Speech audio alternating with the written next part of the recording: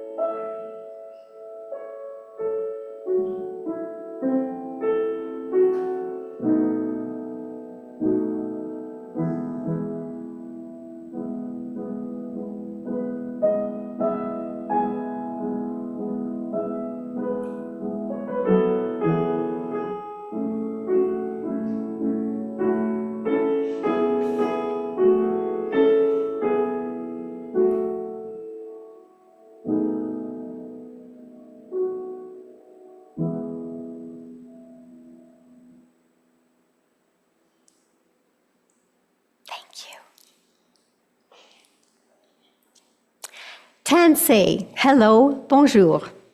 We acknowledge that the land on which we gather is a traditional meeting ground and home for many Indigenous peoples, including Cree, Saulteaux, Blackfoot, Métis, and Nakota Sioux. Land recognition calls us to acknowledge that we are all Treaty 6 people, to remember our responsibility to deepen our understanding of the treaty, to participate in and support the ongoing process of truth, reconciliation, and healing. Our colonial history has imposed trauma on our First Peoples that has affected generations of youth and their families. I would encourage everyone to look for a way to mark the National Day for Truth and Reconciliation on Tuesday by joining an event. For instance, a number of them are listed on exploreedmonton.com. Learning more about residential schools, or making a commitment to participate in any of the 94 calls to action you'll find on the posters just outside the doors. Welcome to Westwood, whether you are here in person or joining us on Zoom. We are a I always have trouble with that. We are a Unitarian Universalist community.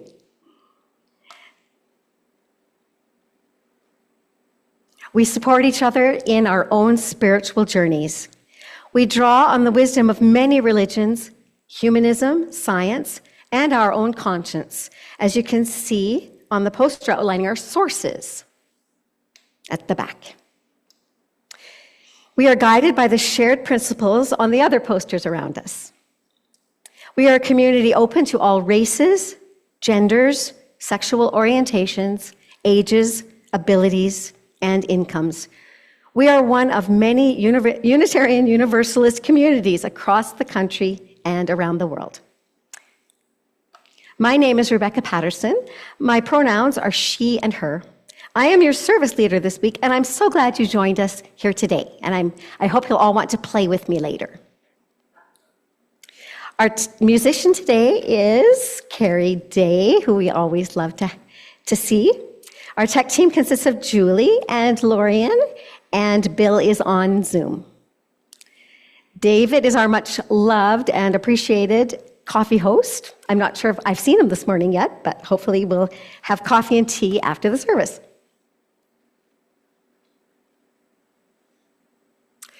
Our opening words will accompany lighting the flame. May we be reminded here of our highest aspirations and inspired to bring our gifts of love and service to the altar of humanity. May we recognize the beauty and worth of all people. May we know once again that we are not isolated beings, but connected in mystery and miracle to the universe, to this community, and to each other.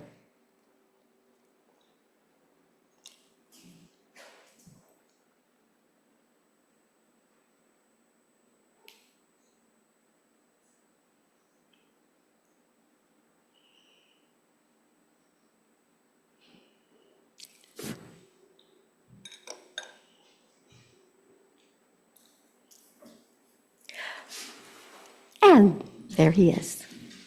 Morning. Good morning. I'm going to be right back. Keep going. Please rise in body or spirit and join me in singing, "We Are Children of the Earth." Carrie, would you please play the tune over for us once before we begin?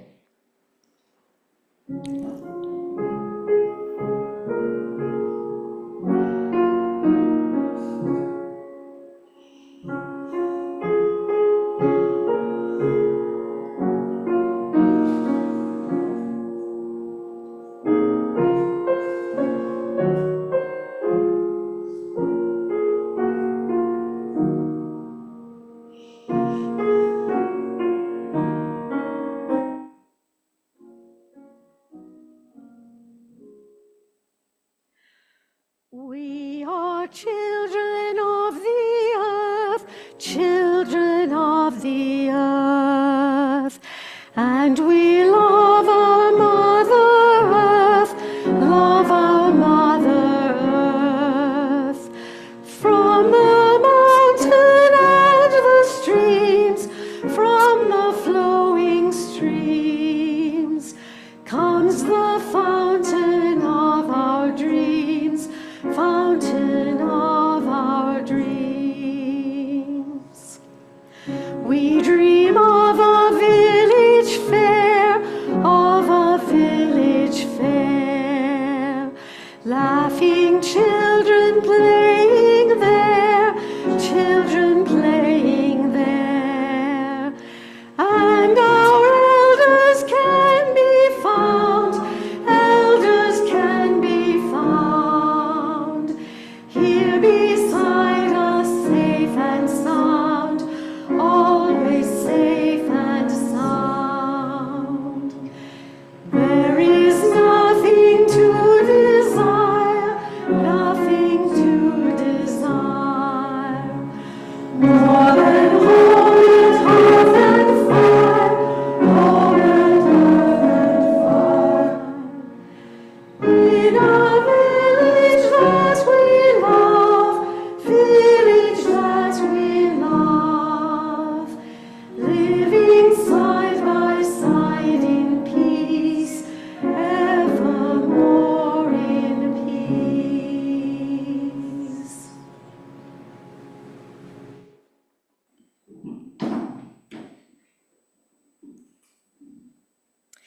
At this time in our service, we pause to reflect on our week.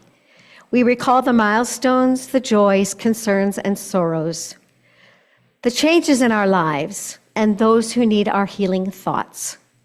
Community is deepened by sharing with each other what is in our hearts. For those who are online, please raise your hands so we can acknowledge you. For those in the building, you're invited to come forward and speak. You don't have to get too close to the mic. You can just stand here and it will be fine. Please speak first and then light your candle as the next person speaks. And I'm also happy to, I'm sorry, but I don't have a microphone I can bring to you. But I could say your wish into the microphone. Okay, do we have any candles from people online?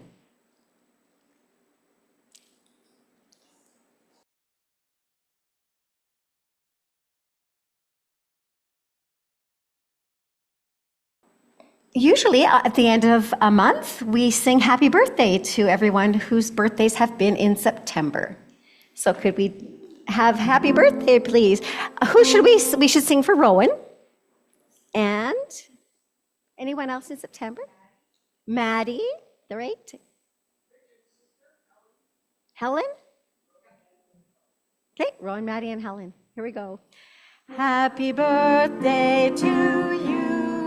Happy birthday to you. Happy birthday, dear Rowan and Maddie and Helen. Happy birthday to you and many more. All right. And I will light one last candle for all those celebrations and joys that remain in our hearts.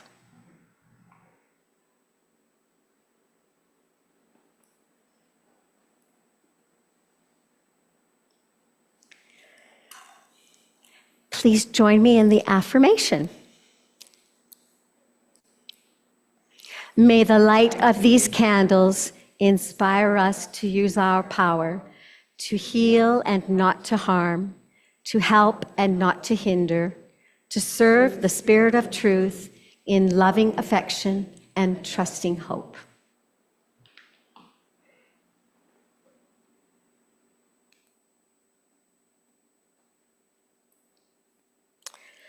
Our offerings of money and volunteer service are the essential elements that sustain our community and this place. Some donate on Sundays, others on a monthly basis.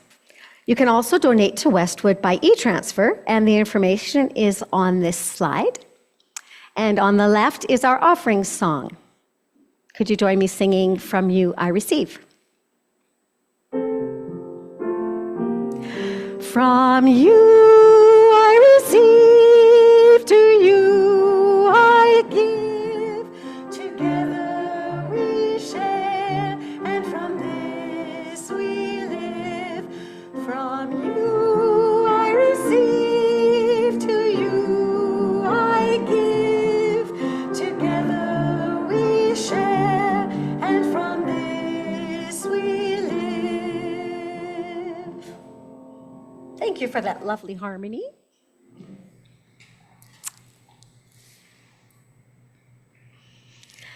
Now, our speaker for today is a picture book. It's called I Am Not a Number. It's by Jenny K. Dupuy and Kathy Kaser, and is illustrated by Jillian Newland. I hope you don't mind that I'm using a YouTube video to share this. I know it's nice to have the book right in front of us, but of course then our Zoom friends don't necessarily see it. So, and I liked the way that this narrator presented, so I hope you'll enjoy it. It tells the true story of Jenny K. Dupuy's grandmother, Irene Cushy, who was sent to a residential school in 1928 and forbidden to use her name.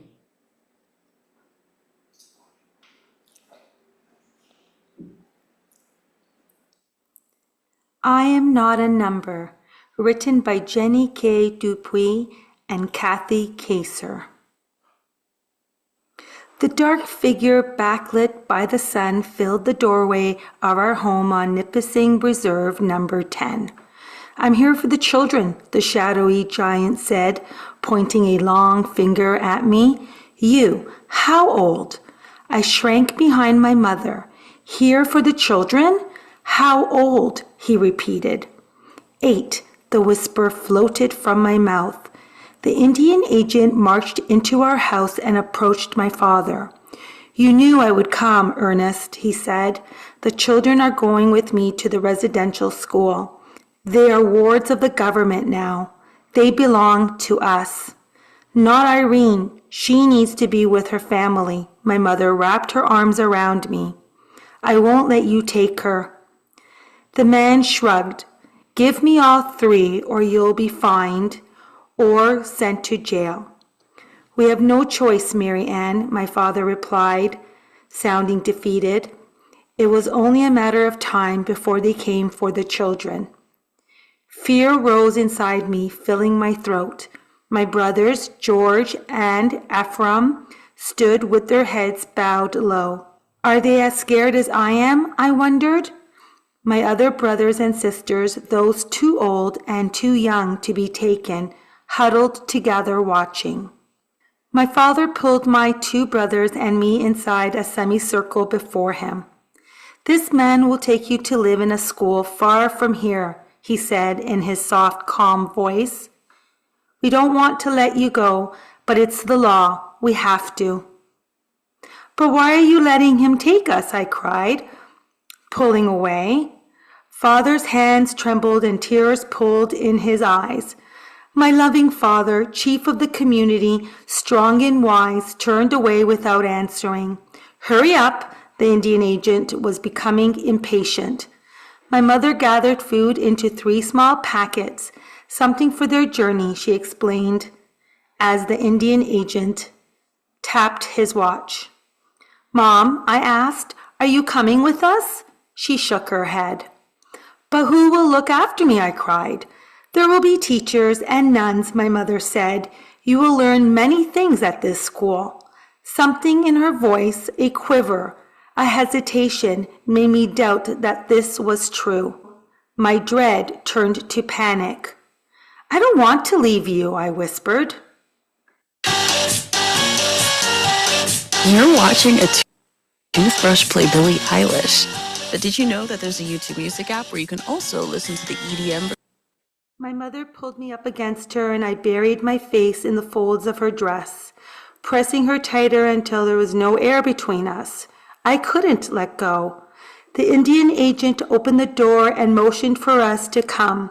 Mom pried my arms from around her back and kissed the top of my head. I grabbed the back of George's jacket and stumbled after him as he stepped toward the door. At least I had my brothers with me. I made a silent vow that we would stay together. As we walked into the sunlight toward the waiting bus, my mother ran forward. "Look after each other," she cried. "Never forget home or our ways. Never forget us. Never forget who you are." I turned one last time and gazed at her through blurry tears. How could I possibly forget my parents? How could I forget who I was? But then how could I possibly guess what awaited me at the residential school? "Girls, follow me. Boys, you will be going to a separate building." A tall nun named Sister Mary stood at the entrance of the imposing brick building. My heart sank into my stomach as the boys were led away. No chance for goodbyes. The tiny spark of safety I had felt in being with my brothers flickered and died. I turned back to face Sister Mary, feeling more alone than ever. "My name is Irene Cucci," I told her. My voice was small, but I held my head high and clasped my hands together so that no one could see they were shaking. Sister Mary's eyes narrowed to slits. "We don't use names here. All students are known by numbers. You are 759. I am not a number. I am Irene Cucci, daughter of Ernest and Mary Ann Cucci. I will never forget who I am." I was hurried to the showers with the other girls who had arrived with me. We stood in a group as icy water pricked our bodies. Sister Mary hovered over us. "Make sure to scrub all the brown off." "She must like lighter-skinned girls better," someone next to me whispered. I stared at my dark arms while Sister Mary scrubbed them with foul-smelling soap. After I was dry, she handed me a plain gray dress, knitted stockings, and a pair of black leather shoes. Dressed in my new uniform, I was taken to a small room and ordered to sit on a low stool. The worst was still to come. Sister Mary wrapped a cape around my neck. "Now, let's get rid of that hair. Sit up straight," she ordered. Her scissors chewed through my long black hair, and I watched my locks fall in a pool around me. This meant much more to me than a haircut, though I could never explain that to Sister Mary. Back home, long hair was a source of pride. We cut it when we lost a loved one. Now it felt as if a part of me was dying with every strand that fell. Several days later, I sat with the other girls at a long wooden table, staring at the bowl of porridge in front of me. It was gray and lumpy and looked like the plaster my father had once used to fill some cracks in our wall. Next to the porridge was a piece of stale white bread. I thought of my mom's freshly baked loaves and homemade strawberry rhubarb jam. Back home, we had never had much, but we were never hungry. Here, my stomach gurgled, calling out for food. "Eat," Sister Mary's stern voice cut into my thoughts. I forced some bitter, gritty mush down my throat. The smell nearly made me gag, but I remembered the warnings of the other girls. If you don't eat your meal at breakfast, they will serve it to you for lunch, and if you throw it up, you'll have to eat the vomit.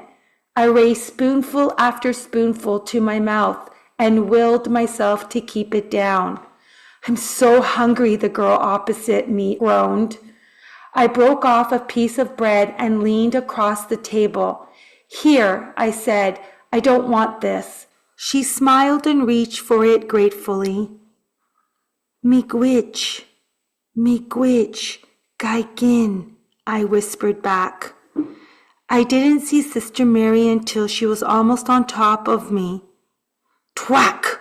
A big wooden spoon came down hard against my shoulders. I yelped in pain.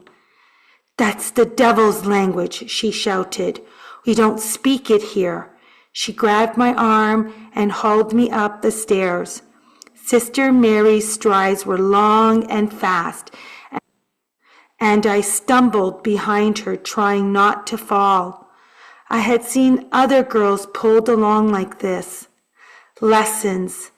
That's what the sisters called it when one of us needed reminding about the rules. I was terrified of what awaited me in the room at the end of the hallway. Sister Mary shoved me into a chair and turned away to fill a bedpan with hot coals from the stove. "Show me your hands," she said. "Please don't hurt me," I whispered. "Show me," she demanded. There was no escape. Slowly, I extended my arms straight out as Sister Mary lowered the hot bedpan onto my skin. I wanted to scream. Instead, I dug my teeth into my lower lip and squeezed my eyes shut as tightly as I could, counting the seconds until the sister lifted the pan. "That'll teach you to speak English here. You should be ashamed of yourself." With that, she walked away. I blew gently on the red welts that had bloomed down my arms. Ashamed? I wasn't ashamed of my language. I was proud of it. But everything I knew and loved about who I was and where I had come from was slowly being taken away. Mother's last words, "Never forget who you are," rang in my ears. "I'm Irene Cucci. I'm trying to remember," I whispered as tears streamed down my face. A couple of weeks later, I was in the chapel for early Mass, as I was every morning and twice on Sundays. "If you memorize the songs and pray a lot, you will go to heaven," the sisters told us. I didn't mind chapel. It was better than hauling firewood to feed the school's hungry furnace or mending worn clothes that were piled in a sewing room. Sister Elizabeth sat next to me and squeezed my hand. She was kinder than most of the nuns. Once she gave me a piece of juicy steak and leftover potato when I was helping clear away the hearty meal that the sisters and teachers had eaten. I returned her smile and then searched the pews on the other side of the chapel, trying to find Ephraim and George. Because boys and girls were separated, chapel was the only place where I could see them. Ephraim looked my way. He was pale. "Are you okay?" I raised my eyes silently, asking the question. He nodded slightly and then leaned forward in his seat as if he were asking about me. I closed my eyes in response. My arms were still tender, and even though the red sores had now turned pink, the memory of the punishment had not faded one bit.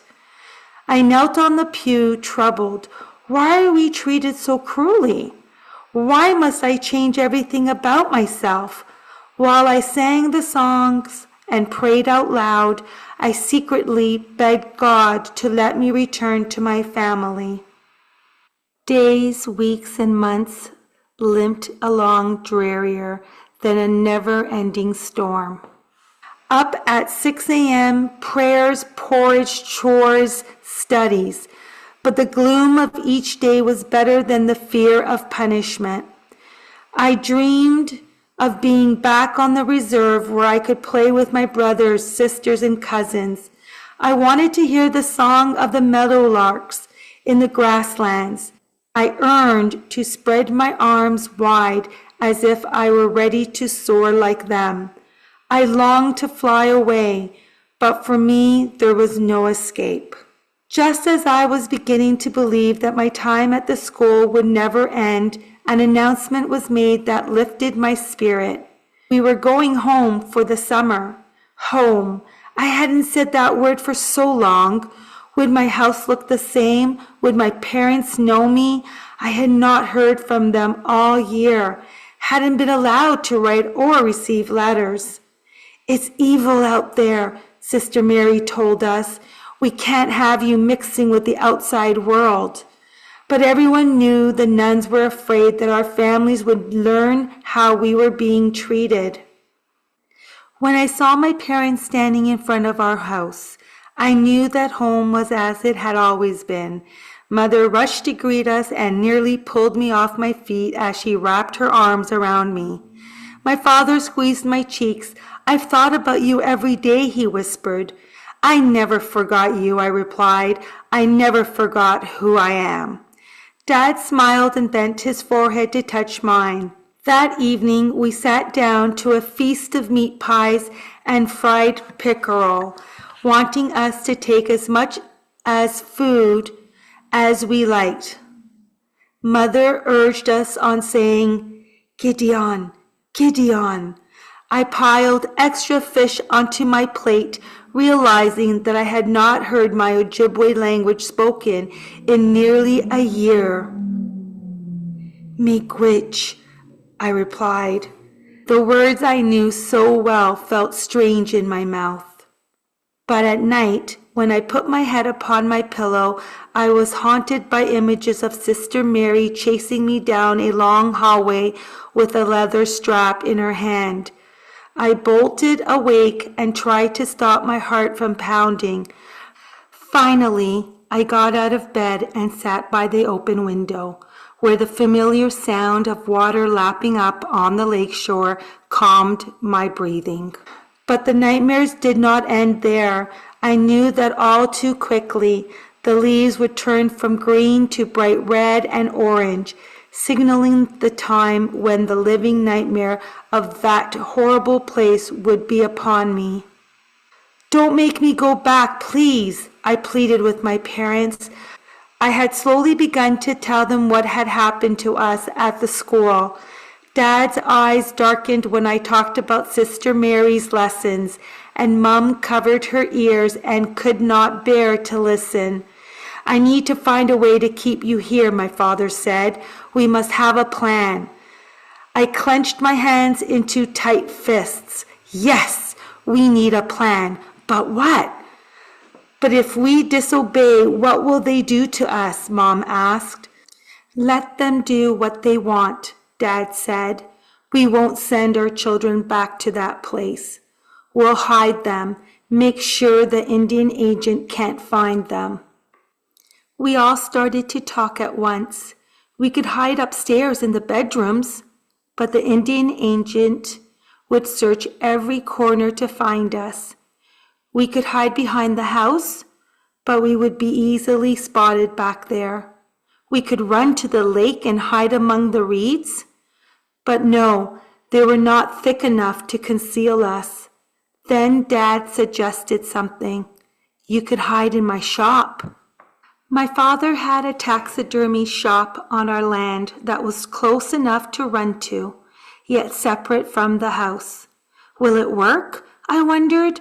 Will my father's shop give us the protection we need? I looked at my brothers and at my parents. We nodded our heads in quiet agreement, a silent pack. We had a plan, and the summer was slipping away. When the dreaded day arrived, I was in the yard helping Mom hang laundry. The wind blew my hair around my face. My hair was growing. Soon it would reach down my back. He's coming, my older sister's shout cut through the air. I dropped the laundry basket and peered around the corner. The same Indian agent who had taken me away a year earlier was marching up the road, one determined step after another. Mom froze in place, looking as frightened as I felt. Then my father ran out the back door with Ephraim and George just ahead of him. Irene, he grabbed my shoulders. You and the boys go and hide in the shop. My feet would not move. Don't let him take me away, I begged. Run, my father ordered. He turned me around and shoved me forward. I tripped and then regained my footing. We had a plan, and it was time to put it into action. My brothers were sprinting across the property, and I set off too. We ran for our lives until we reached the shop, pushed the door open, and tumbled inside. Hide, I shouted.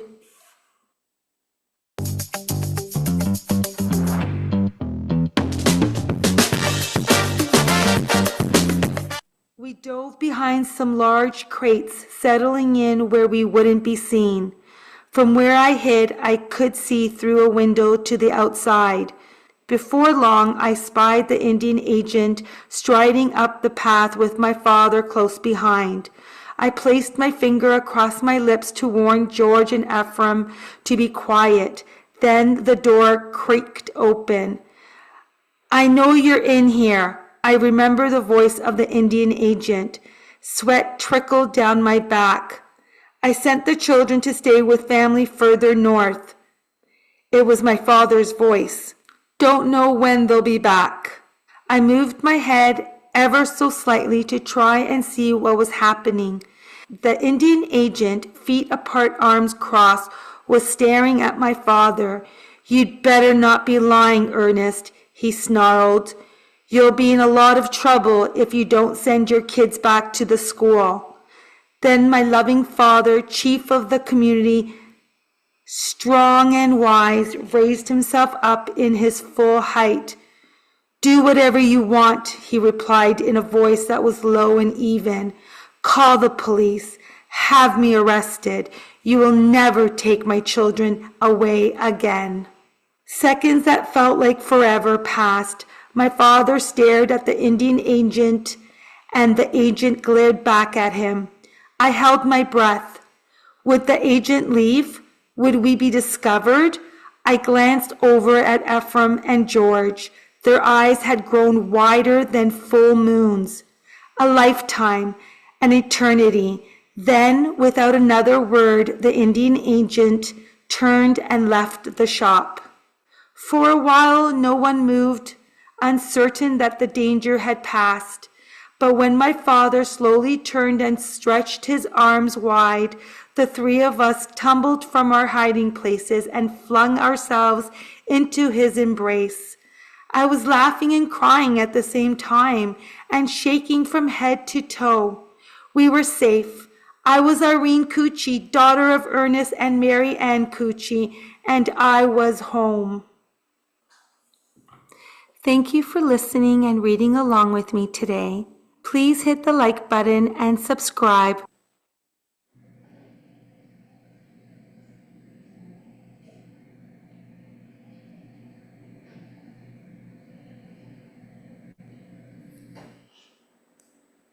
I'm so sorry about the interruptions.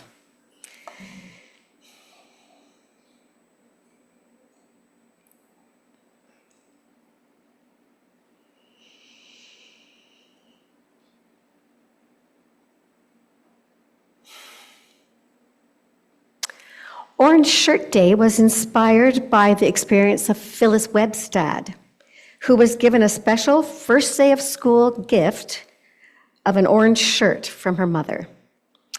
Upon entering the residential school, her shirt was taken away and she never saw it again. Now the orange shirt and the phrase, "Every child matters," has become synonymous with the National Day for Truth and Reconciliation. How can we engage in social justice by reminding people about the ongoing work of truth, reconciliation, and healing? Sometimes a gentle nudge can be as effective as a noisy demonstration. I had an idea inspired by an activity we did here several years ago. We put positive affirmations into colored plastic eggs, and we left them around the city for people to find and open. I propose that we take some time now to decorate rocks. There are many rocks on the tables here, and write on them, "Every child matters," or another positive message for September 30th. My hope is that each one of us will take our painted rocks and leave them in a public place to be noticed by people as they walk by. It could be a park, a playground, a sidewalk, your own yard, or anywhere else that people might pass. To save drying time, some of the rocks have already been painted with a background color, but many rocks have also been left natural for you to decorate as you prefer. There are acrylic paints, paint markers, and permanent markers for lettering. Please be advised that these paints do not wash out of fabric, so we should be careful not to get it on ourselves once they're dry. If they're wet, you can rush to the bathroom and try to get rid of it. A couple of completed examples are on the piano, and I hope that the slide that you'll see on the screen soon will serve as inspiration, along with Carrie's music, which she will play once she's had a chance to paint her own rock. The rocks can dry while we share coffee and conversation, and I hope everyone will take a look at each other's creations. As promised, I would like to invite those on Zoom to hold up your artwork too, if you want to. So, there's places to sit, places to stand.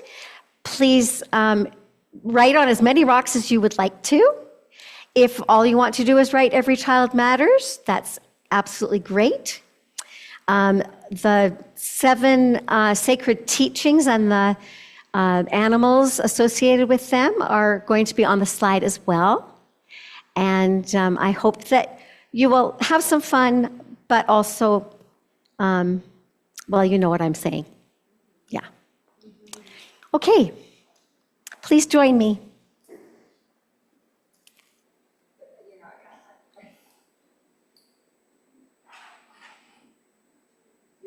Make as many as you want to. You're welcome to take a handful or a bucket full.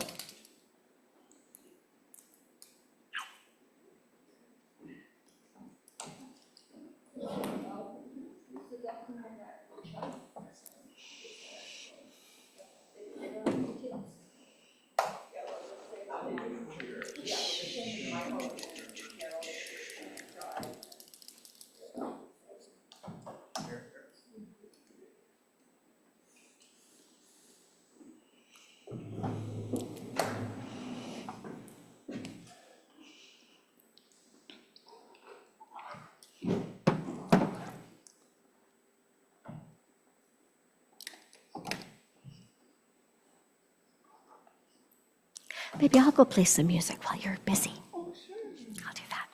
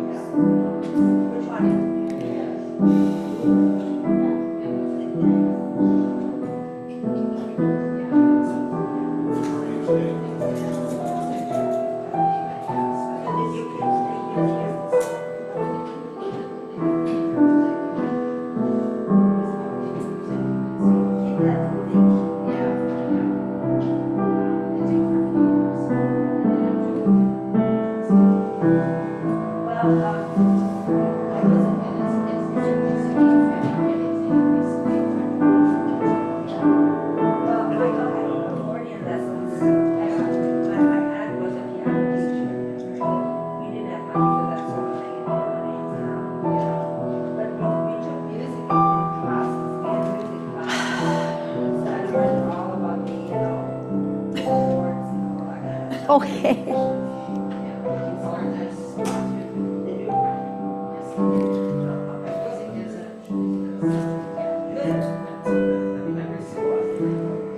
I wonder if we could strive for a little bit more meditative atmosphere. If we could please just be a little quieter.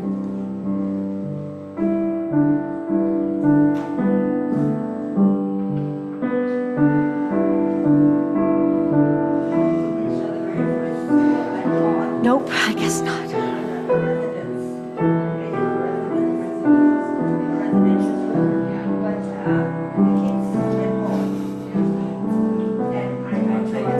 I know.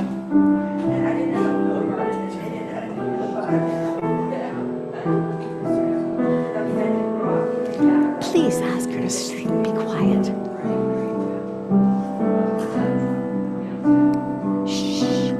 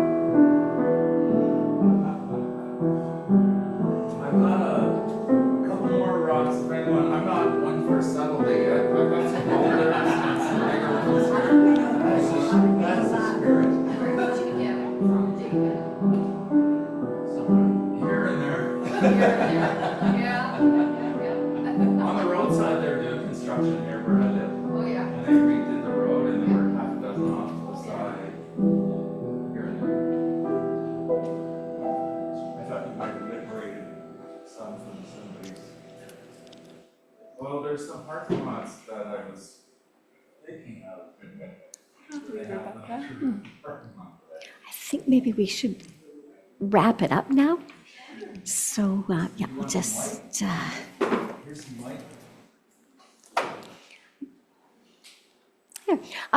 don't feel you have to move, but I think that we'll finish up our service while you're painting. It looks like we need more time. So, but we can sing a song, and we can. There's coffee and tea. We can close our service, and then we can put this back up. All right.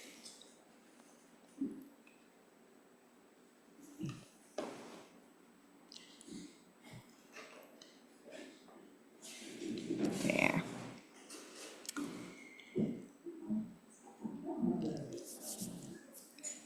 Is there anyone on Zoom who has finished creation and might like to hold it up?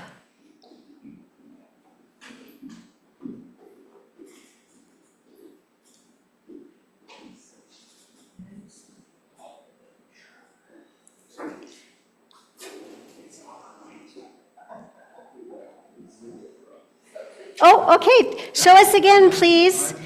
Everyone, we're looking at some paintings. Lovely. Oh, yeah. Thank you. I'm so glad you were able to participate. Thank you. All right. So we're going to sing one more step because that's what we need to do day after day till we can be proud of our reconciliation efforts and everyone is equal in everyone's eyes.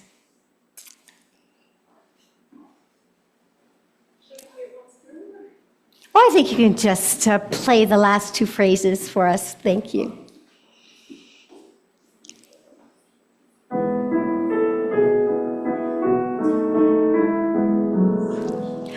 One more step, we will take one more step till there is peace for us and everyone. We'll take one more step. One more step, we will take one more step till there is peace for us and everyone. We'll take one more step. One more step, we will take one more step till there is peace for us and everyone. We'll take one more step. Keep going. One, no, perfect. Word, we will say one more word. Roll it on verse 2. Peace was shared by everyone. We'll say one more word. Prayer. One more prayer. We will say one more prayer till every prayer is shared by everyone. We'll say one more prayer. One more song. We will sing one more song till every song is sung by everyone. We'll sing one more song.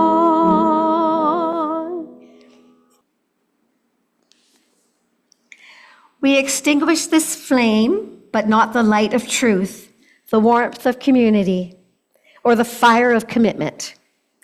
These we carry in our hearts until we are together again.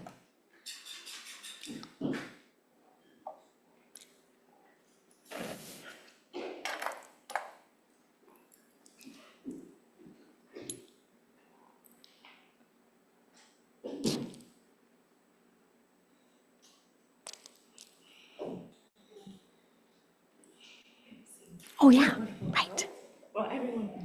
Yes. And we got to sing along with Carrie. All right.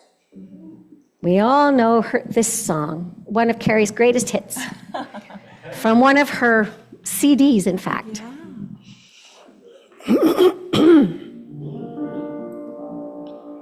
I I see trees of green, red roses too. I see them bloom for me and for you, and I think to myself, what a wonderful world.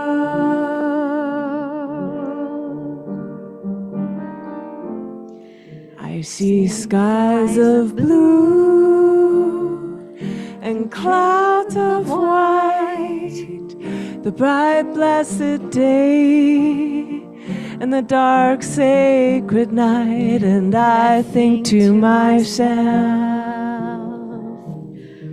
what a wonderful world.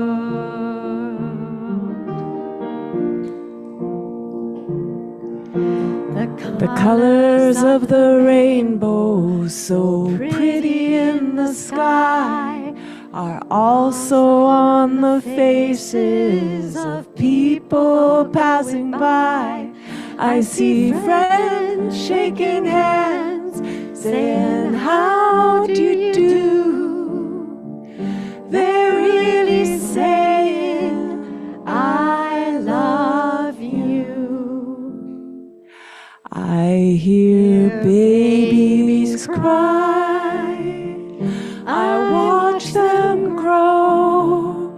They'll learn much more than I'll ever know, and I think to myself, what a wonderful world.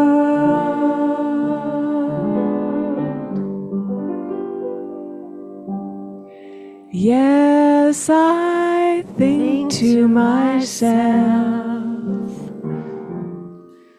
what a wonderful world.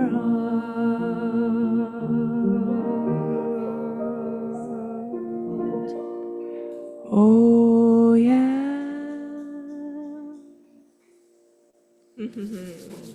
Thank you, Carrie.